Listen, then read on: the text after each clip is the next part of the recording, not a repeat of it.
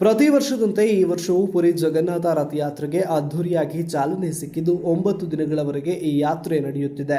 ದೇಶದ ಮೂಲೆ ಮೂಲೆಯಿಂದ ಲಕ್ಷಾಂತರ ಜನರು ಆಗಮಿಸುವ ಮೂಲಕ ಜಗನ್ನಾಥನ ರಥೋತ್ಸವದಲ್ಲಿ ಭಾಗಿಯಾಗಿ ಜಗನ್ನಾಥನ ಕೃಪೆಗೆ ಪಾತ್ರರಾಗ್ತಿದ್ದಾರೆ.